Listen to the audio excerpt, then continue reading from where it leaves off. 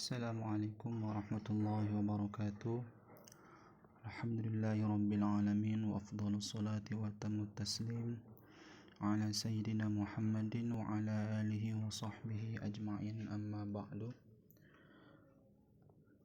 Allahumma akhrijna min dhulumatil wahmi wa akrimna bi nuril fahmi waftah 'alaina bi ma'rifatil ilmi wa hassin akhlaqana bil hilmi waj'alna mimman yastami'una al-qawla fayattabi'una ahsanah. Qala al-mu'allif rahimahullahu ta'ala wa nafa'ana bihi wa bi'ulumihi fid dharain amin. Allahumma shalli wa sallim wa barik ala sayyidina Muhammad wa ala ali sayyidina Muhammad. Dalam pembahasan sebelumnya kita sudah membahas sekelumit terkait tentang mabadi'il asyrah, yaitu 10 pengantar yang berkaitan dengan ilmu nahwu, yang mencakup definisi, objek, samroh, buah daripada ilmu nahwu, dan seterusnya sampai ke pembahasan hukum mengkaji ilmu nahwu. Berikut masail, persoalan atau isi atau konten dari ilmu nahwu itu sendiri. Nah, baik, kita selanjutnya akan memulai mengkaji ilmu nahwu pada tingkatan dasar, yaitu kitab Jurumiyah yang ditulis oleh Syekh Muhammad Daud As-Sonhaji. Beliau adalah seorang ulama yang ahli dalam bidang ilmu nahwu yang menulis satu kitab yang sangat monumental yang semuanya pasti pernah mengkaji kitab Jurumiyah ini, karena hampir dari seluruh penjuru dunia, baik dunia pesantren ataupun madrasah-madrasah ataupun universitas, ketika ingin memperdalami bahasa Arab pasti mengkaji terlebih dahulu kitab dasar ini, yaitu kitab Jurumiyah. Baik, kita mulai pembahasan awal. Bismillahirrahmanirrahim. Qala al-musannifu rahimahullah anwa'ul kalam. Nah, sebenarnya dalam pembahasan nahwu itu, ketika ingin mengkaji pembahasan inti di kalangan pesantren biasanya mengkaji bismillah terlebih dahulu. Bismillahirrahmanirrahim dari sisi ilmu nahwu itu seperti apa? Nanti untuk pembahasan tersebut kita akan menyusul pembahasan bismillah dari sisi ilmu nahwu. Untuk sekarang kita langsung saja mulai terlebih dahulu pembahasan inti dari ilmu nahwu, yaitu anwa'ul kalam, macam-macam kalam. Al-kalamu huwa al-lafdul murakkabu. Kalam adalah lafadz yang tersusun, al-mufidu yang memberikan faidah, bil wad'i dengan bahasa Arab. Jadi tujuan daripada ilmu nahwu adalah bisa menyusun kalam, ya. Nah, kalam adalah terdiri dari lafadz. Lafadz itu apa? Lafadz itu adalah sautun mustamilun ala ba'dil hurufil hijaiyah, yaitu suara yang mencakup huruf hijaiyah dari alif, ba, ta, sa sampai huruf iya. Yaitulah yang dinamakan kalam, ya, atau lafadz. Jadi itu syarat pertama, harus berupa lafadz. Kemudian al-murakkab. Murakkab itu tersusun, yaitu ma tarakkaba minisnaini fa aksara. Ma tarakkaba minasnaini fa aksara, yaitu kalimat yang tersusun dari 2 atau lebih, seperti Zaidun qaimun. Itu dinamakan kalam karena pertama lafadz, kemudian yang kedua itu tersusun. Al-mufidu yang memberikan faidah. Contoh seperti sama Zaidun qaimun. Lafadz Zaidun yang pertama lafadz, suara yang terdiri sebagian huruf hijaiyah, kemudian tersusun dari 2 kalimat, kemudian memberikan faidah. Yang dimaksud memberikan faidah adalah sempurna jumlahnya. Ketika jumlah fi'liyah terdiri dari fi'il fa'il, ketika jumlah ismiyah terdiri dari mubtada khobar, ketika ada syartiyah maka terdapat jawab.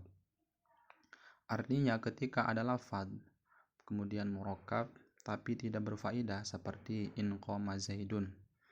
Nah, in qoma zaidun itu terdiri dari 3. Pertama in, koma, kemudian zaidun. Nah, itu tidak bisa dinamakan kalam karena tidak mufid. Ya, karena ada syarat tapi tidak memiliki jawab.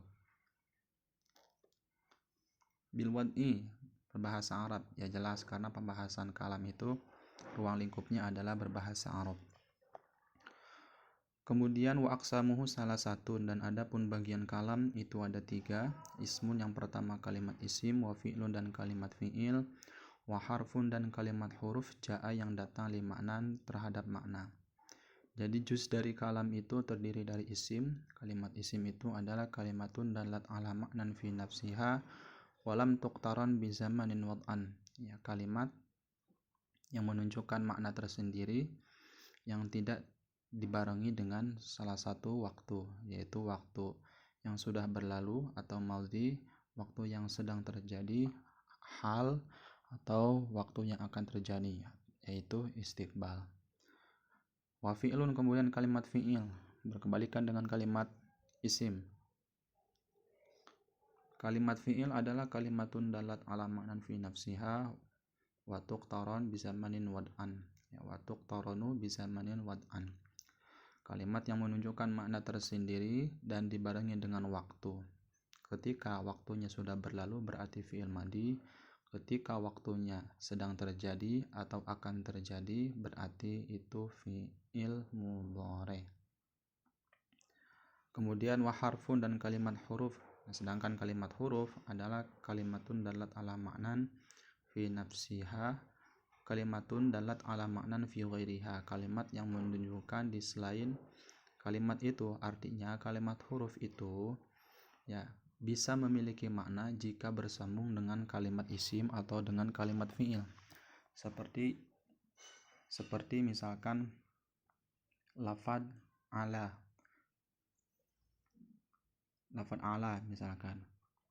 Nah, lafad ala itu memiliki makna isti'la ketika bersambung dengan kalimat yang lain, misalkan alas suthi, di atas genteng.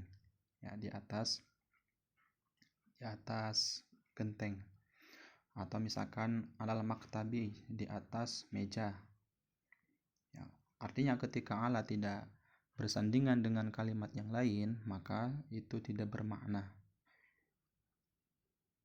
Fal ismu yu'rafu, maka adapun kalimat isim yu'rafu itu dapat diketahui bil khafdi dengan jer,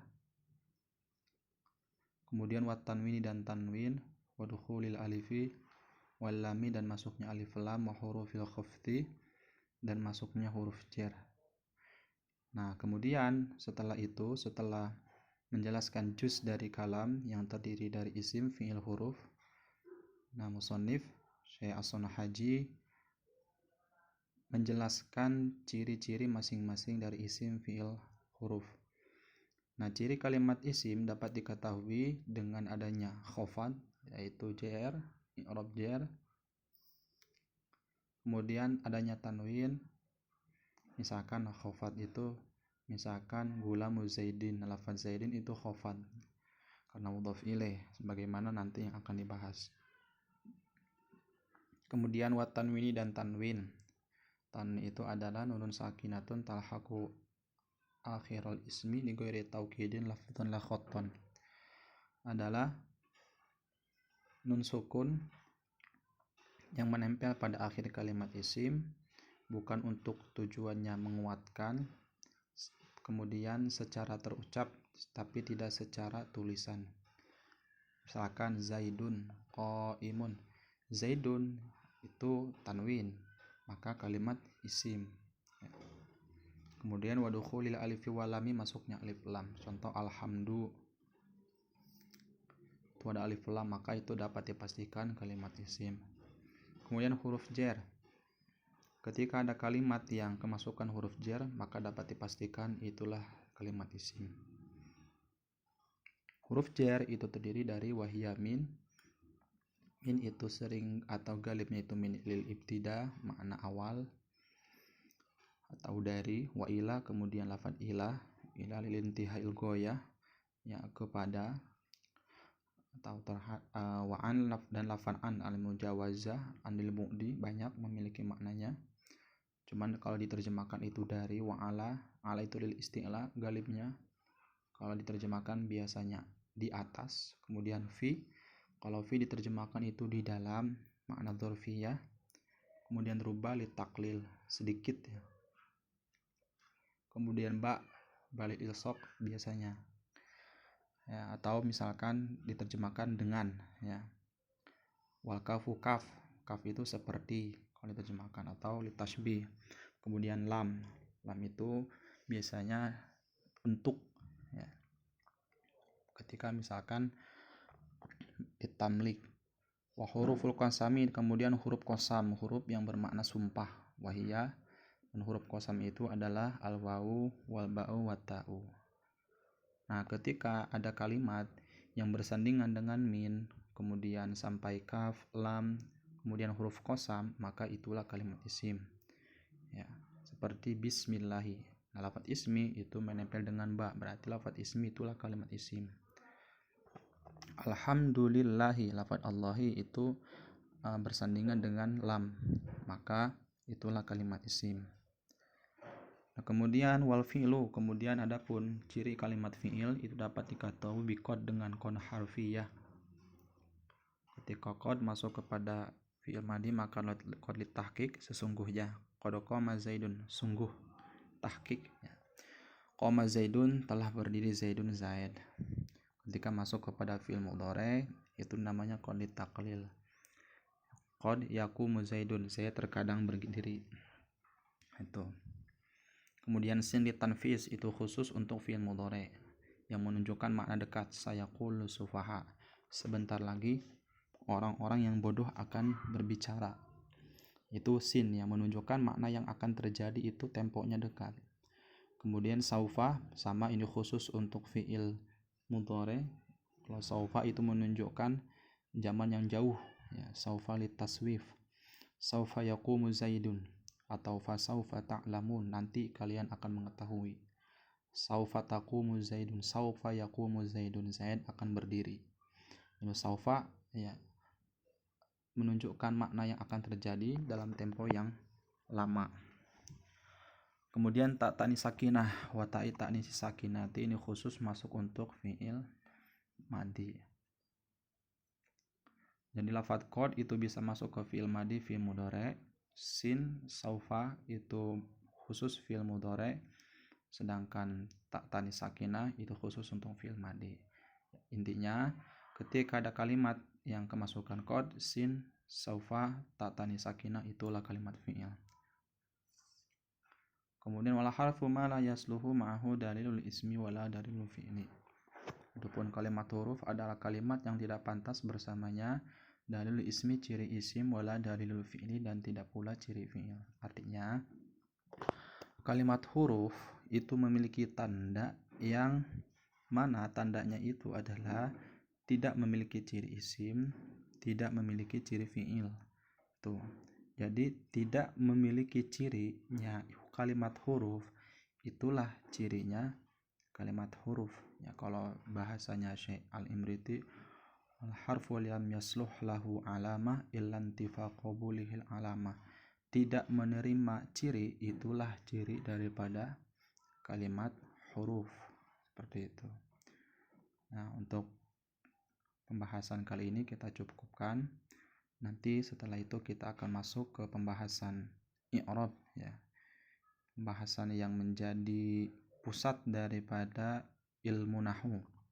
Ya, babul i'rabi wallahu a'lam bissawab. Assalamualaikum warahmatullahi wabarakatuh.